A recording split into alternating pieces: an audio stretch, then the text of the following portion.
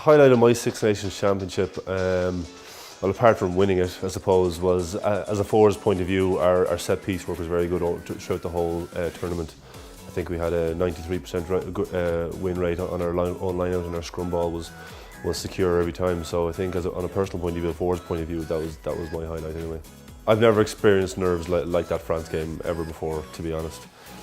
Coming into them last 5 minutes, I thought that they'd scored the try. I didn't think the ball was forward, but then obviously when they replayed it on the big screen, we saw it was obviously forward, and then we kind of got back into it. But yeah, it was quite nerve-wracking going into the last 5 minutes. Outside of rugby, I completed a degree in sports management in UCD. That was about a year and a half ago, but I'm in the process of seeing what I want to do next. Obviously, working with Arupa, they're very good, obviously in doing programs for us.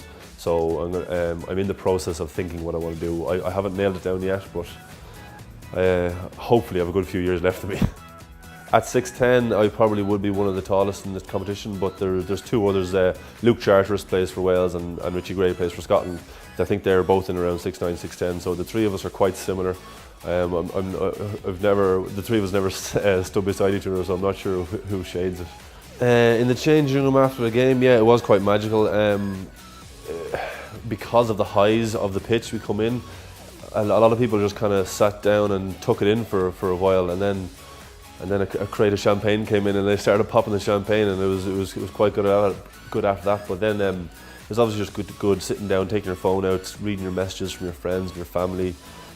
Obviously, the scale of it, you kind of took that in because you can tell that everyone was watching it. So I think it was just a feeling of relief as well that we got through it and we won. And obviously to win over there is very special. I think I managed to get in the selfie in the background. If you have a look, you can see the top of my head, I think. But obviously everyone's trying to get into it, but I think I'm lurking in the background somewhere. I'm not massively into Twitter. I obviously have an account. I tweet now and again, but I'm not overly into it, to be honest. I'm more interested in just flicking through it myself. Something that you might not know about me is that I completed grade 8 on the piano, and I did music for Leaving Cert.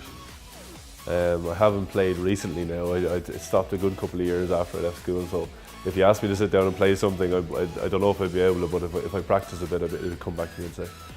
Where would I like to be in 10 years' time? In 10 years' time, well, Nathan Hines is still playing, and he's nearly 40, so fingers crossed, you never know. Second rows have a bit of longevity in their career, so if everything goes to plan, I might still be playing.